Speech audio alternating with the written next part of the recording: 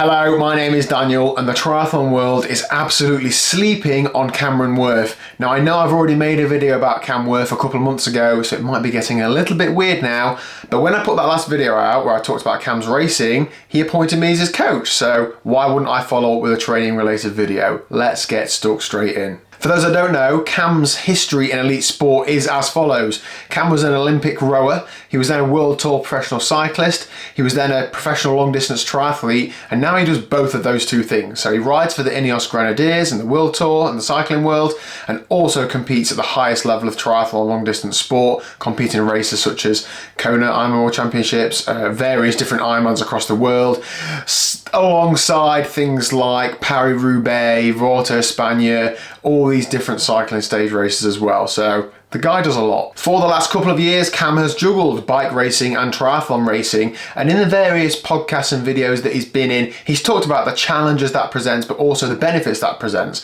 But he does reiterate that it is a challenge, particularly the travel, particularly with the swimming.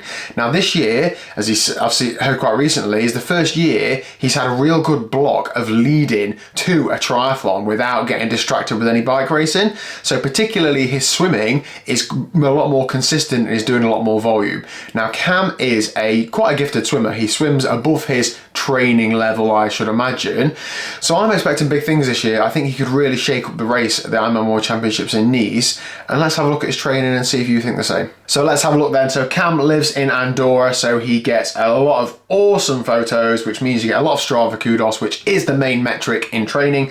And he also is very nearly on 30,000 followers. So if you could all click follow on Cam, I'm sure he would appreciate it. I'm sure I've made the difference in his Ironman build up. So what I think we'll do is, or what we are going to do, because it's my video, we're going to have a quick look at Cam's training, both the volume and some specific sessions, and then I'm going to share my thoughts about why I think Cam Wurf is the dark horse of this year's men's Ironman World Championships. Right, side-by-side comparison, this is not good for my morale, and this is only the last 4 weeks. As we can see here, Cam's had a good 6-week block. This down week here at the end of July was after he raced 2 Ironmans back-to-back weekends. The second one was Nice, and I'll come back to that in a little while. So this is only the last 4 weeks, but I thought we'd have a quick look at the top line numbers and then have a look at the sessions in a bit more detail. So, swimming-wise, over the last 4 weeks, Cam has averaged just over 6.5 hours of swimming, which is about 25,000 yards. That's probably just over 20k in meters. He has this year done 135 swims, so it looks like the last few weeks that's really taken a ramp up. Let's go over to running again. He's averaging 100k weeks, so 60-mile weeks for the last 4 weeks, just under 7 hours of running. Quite a lot of elevation as well. He does obviously live on the side of a mountain, so I think he does some training on a track and some training just up and down the sides of a mountain. And then cycling, this is where Cam does the bulk of his training. Of course, it is his history and it is easier to do more volume, not easier, but less risky to do more volume in terms of injury risk.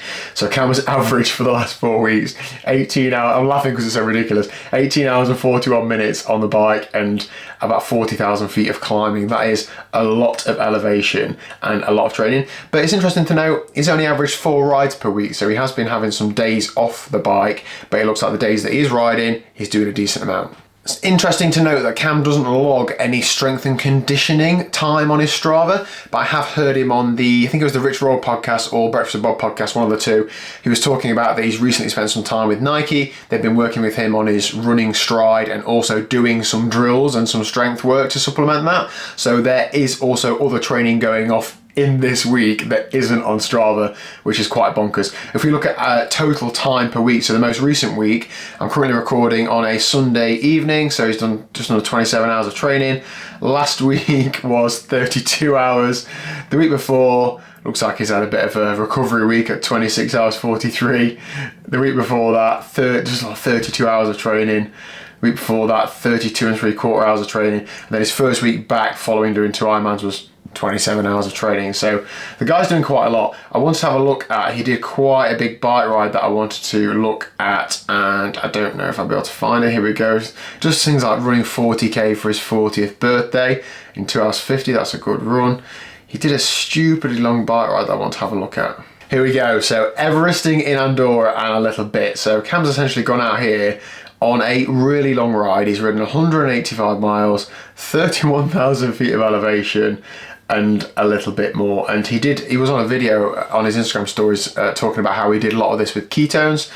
Now, Cam doesn't put any data on his Strava other than his weight is on there. I'm not sure how much I trust that, given that he doesn't put any other data on his Strava. I'm not sure whether that's true or not. That is quite light, I think, so it could be true, I don't know, but I don't really know. Now, looking at VAM, that is how fast you're climbing, essentially, and over 1,000 is not messing around. So Cam's doing a lot of work there where he's climbing relatively fast, and he does say he's a good climber. We're going to come back to that in a minute. So you can see here he's done 13 hours of riding and moving time, and the elapsed time was 14:31, so it's been stopped for 1 hour and 10.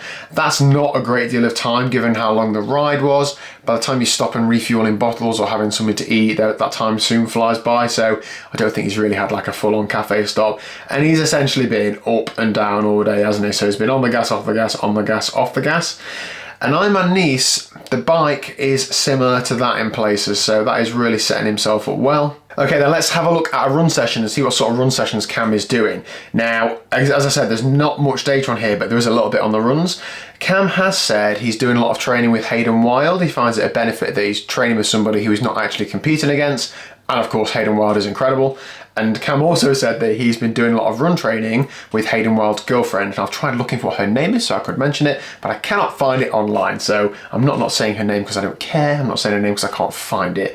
Anyway, so this might have been one of those sessions, it might not have been. So let's have a look at this session. Am I on the analysis tab? Yes, I am. So Cam here has done a warm up, and we can see the laps here. And then it looks like he's done 1, 2, 3, 4, 5, 6, 7, 8, 9 times 1K efforts off of about 1.5 minutes recovery. So it looks like he's done about 100 meters jog recovery, just real steady. So the first one here is 3:22, and then he's done 1.5 minutes just, that could be walking in fact, that because that is an average pace of 11-minute miling or very steady jogging.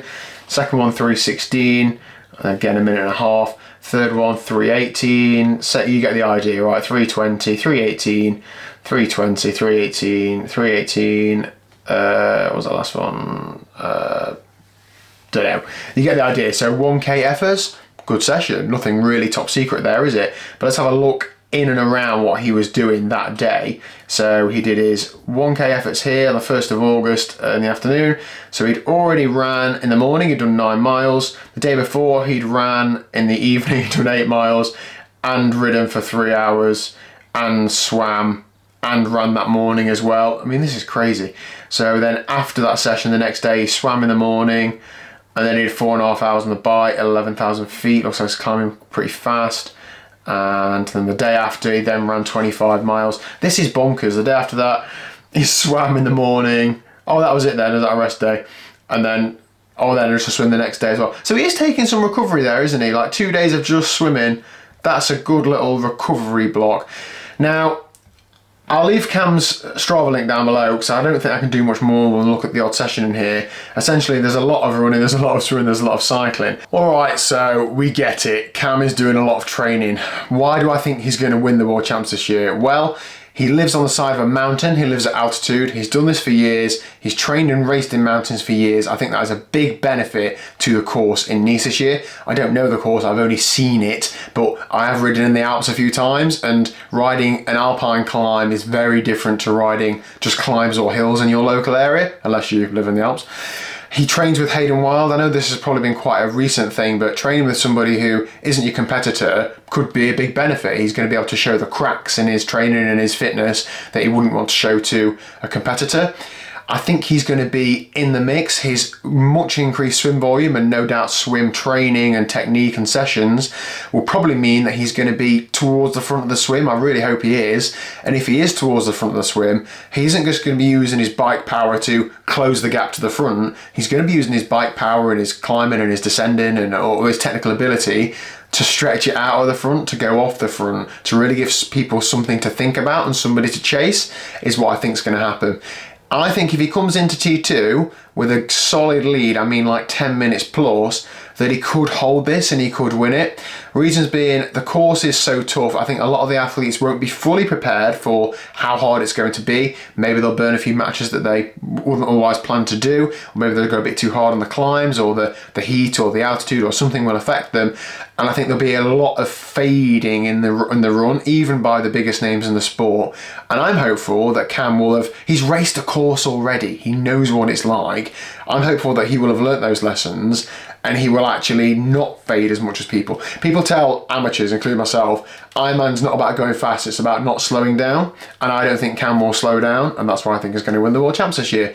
But, as is always the case, I'm often wrong on this channel, so please do let me know your thoughts in the comment section down below. Thanks, Cam, for no doubt being a good sport and letting me just explore your training online. Please do give him a follow, and I will see you again very soon. See you later. I'm still waiting on his invite to go out to Nice, actually, but I'll check my junk folder.